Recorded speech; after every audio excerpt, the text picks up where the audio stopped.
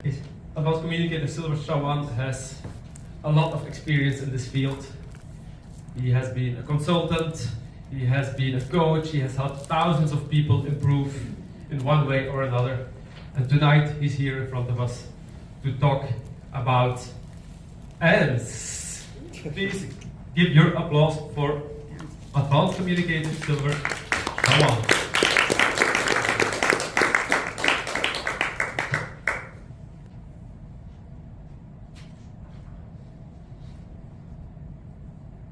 My day sucked.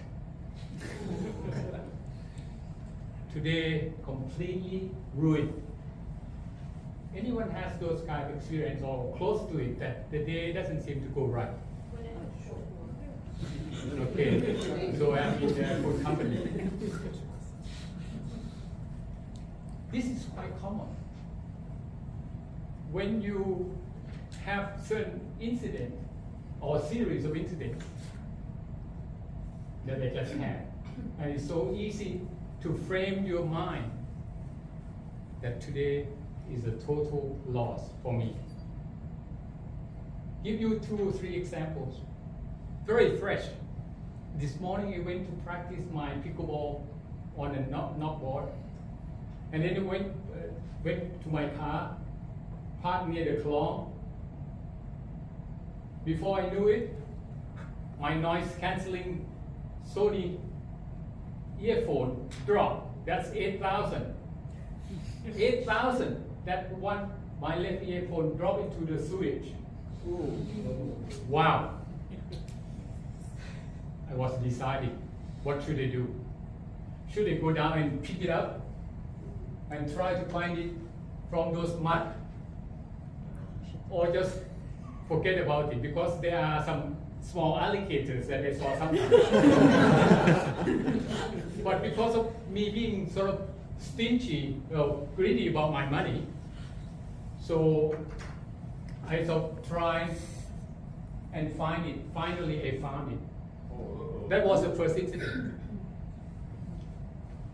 Once I found it, I want to change my clothes, so I went to the back of my trunk and opened the trunk. And the lid sort of hit my head. There, the blood is coming out from my face. Those 2 incidents would have qualified for most of us, including myself, that my day is completely ruined. Would you agree? Yep. Yeah. Would that be qualified as a bad day? Right. Yeah, sure. Not enough. I was cooking and doing something at the kitchen, and then I moved something on the counter, and the scissors dropped and hit my foot. Oh my God. And my wife said, "You really had a bad day." My topic tonight is something to do with what if? Are there some way to reframe those mindsets, which will be more powerful, more, encouraging? I learned it from Dr. Damien Amen. Anyone heard of him? Dr. Amen is a world-renowned brain scan. They scan for functions, and he has scanned 150,000 brains from the convicts, presidents, over 100 countries.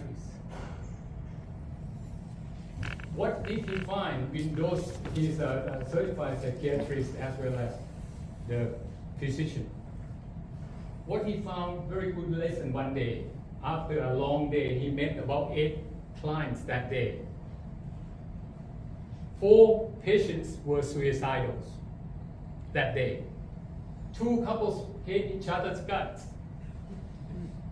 And 2 young children ran away from home. So he went back to his house. I thought he thought to himself, I had a bad day. Those days were exhausting. But he went back to his house, you know what he found? Ants everywhere. Ants infested his room, his kitchen. What would you do when you were in his shoes, when you see those ants infested kitchen, what would you do? What's the first thing that comes to your mind? Scream. Scream. What else? Right. Josh said, this is what I will be looking for. Spray. That's what he did. Now, after he sprayed and cleaned up all those kitchens of the ants, being a medical profession, they also very, what do you call that, accustomed to using acronyms. So he came up with this term, ANTS. Oh, wow, today I had those patients who were really having an ANTS attack. Automatic negative thoughts. Our mind really have those mechanisms to really feed you these negative thoughts. The challenge is not all of them are true. I might be saying to my wife that in my mind, she never listened to me. In my mind, how would I react if I have that negative thoughts, automatic? I would react to her as she's cold, and that just to feed back the information, she will be even more not listening to me. So here are the 5 steps to kill. So you better write it down because it might be useful to you sometimes. First thing is write down those negative thoughts. She never listened to me. When you write it down, you disrupt that train of thinking. Secondly, you ask yourself, is that really true? Is that true? Just look at what you wrote down and ask, is that true?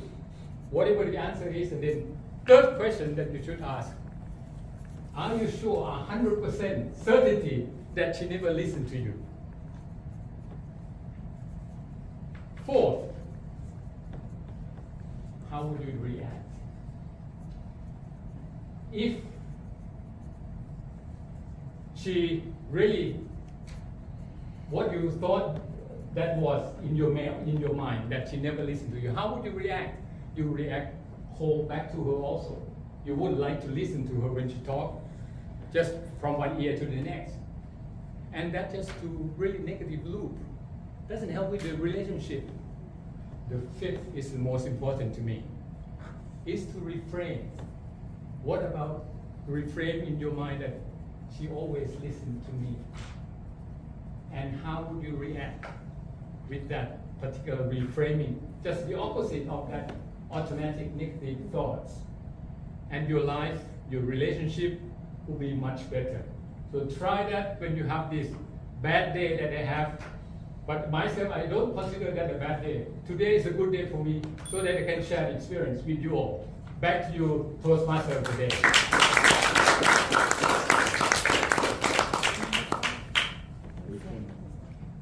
Right. Thank you. Thank you. And the mic is back on. I love it when people self-sacrifice for the benefit of others. Today, ACS Chawan deliberately let his trunk fly against his head to have a wound that he could show to us to do a better speech. That's brilliant. Awesome.